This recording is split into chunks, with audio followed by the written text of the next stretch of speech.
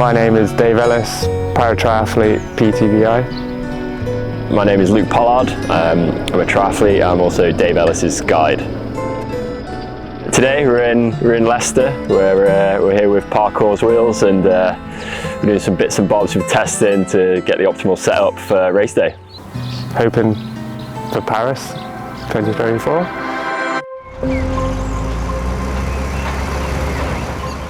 So the bike we use is a tandem bike, so me on the front, Dave on the back. It was made by a company in France. We've had the bike for a few years now, and yeah, it's been a trusty steed. So we're at New College, just doing some testing on wheels with Parcours. Yeah, looking at what's going to suit us best for Paris. 40% of the actual course is cobbles. It's obviously riding on the Champs Elysees, which is pretty famous in Paris. Use it in the Tour de France quite a bit.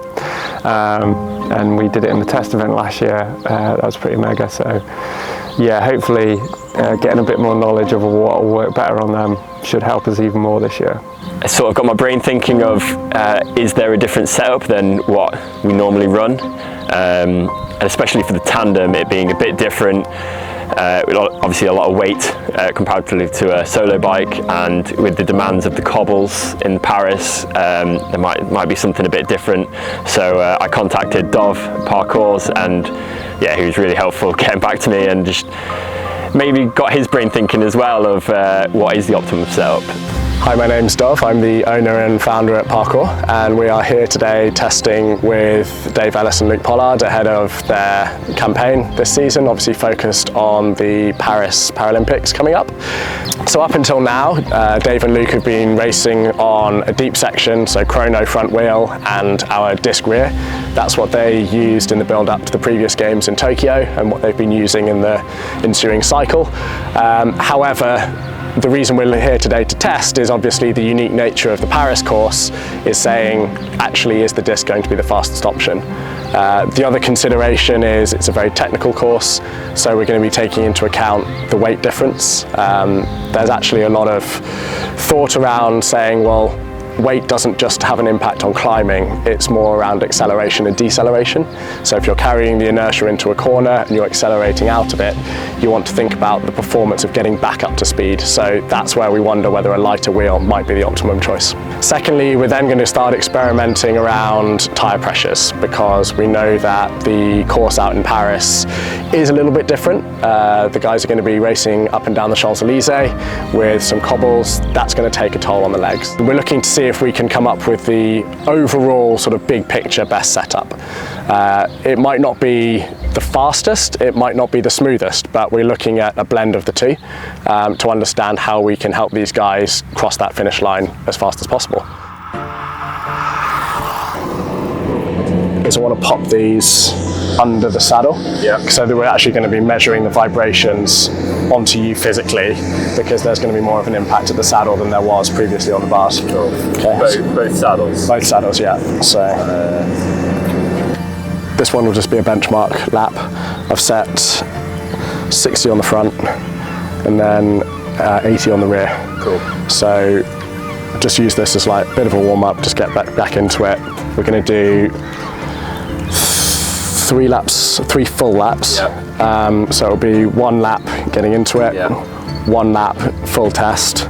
So not going flat out, but kind of close to simulated race if you can. And then obviously a slow down, then come back in.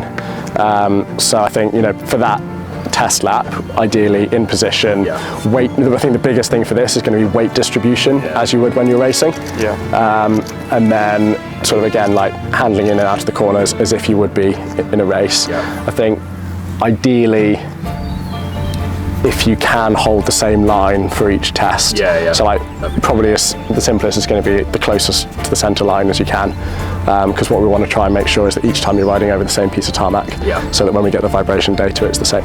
Cool.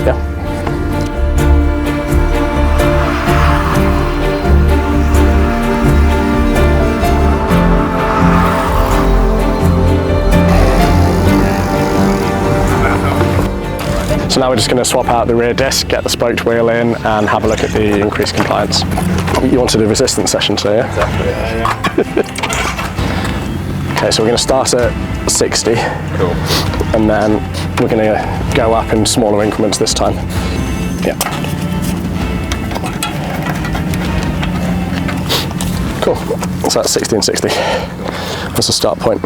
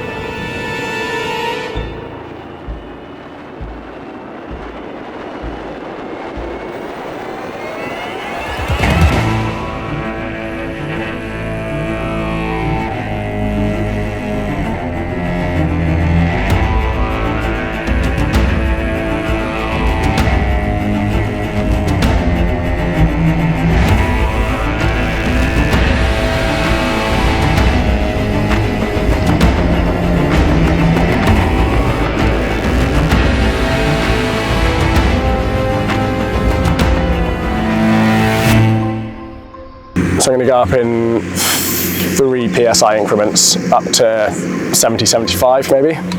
This shouldn't feel realistically any different to what you just had. Okay. Cool, so I've just taken you up to 63 here. And for full transparency, I don't know when we get home and look at these numbers if we'll even be able to see a difference on the vibration plot. But what I want to do is look and see if we can, and then we can narrow that window down for you. We're testing the resolution of science here.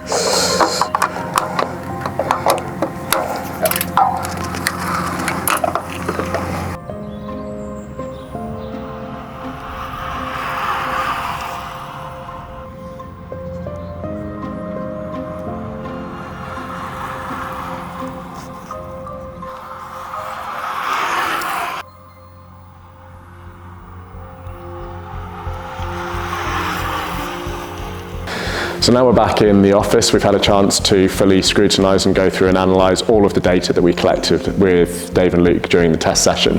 And probably the most interesting factor when looking at the optimum setup going into Paris is actually the wheel selection. We're now very confident that they're going to be best served going into the race with a spoked rear wheel. Couple of reasons for this, albeit yes, you are trading off some level of aero performance. Firstly is the vibration is significantly reduced by running a spoked wheel. So we see a marked reduction in the physical toll that it's going to take on their bodies riding over the cobbles so many times. And then secondly, looking at the course design, the analysis shows that the number of dead turns that they're going to be facing, there's going to be deceleration into the corner and then acceleration out of the corner, each of which is going to be taking a toll in terms of the rotational inertia of the wheel. So the lower weight of the spoked wheel is going to be advantageous in that scenario. We've also looked at the brake point in terms of the vibration from varying tyre pressures, and having gone into a little bit more detail this time, we're now very confident in recommending 63 PSI front, 66 rear, and that's based on a 28mm front tyre and potentially up to a 30mm tyre at the rear, because we know from our previous wind tunnel testing that the penalty for running a wider tyre at the rear is significantly reduced, almost zero. It's been a really interesting exercise because if you'd have asked me before we started, this probably isn't what I'd have picked, but ultimately we're now really confident that these guys are going to go into the games as optimized as we can possibly get them. So what's been the most interesting thing about this process has actually been taking all of the test methodology that we've used previously around product development and applying it to individual athlete optimization. And more than anything, this is in a scenario where athletes in parasport and paratriathlon in particular have arguably been underserved in the past. So we're really confident we've got Dave and Luke set up on the absolute best setup we can give them going into Paris. So all that remains to be said is good luck guys on race day. We're looking forward to seeing you out there.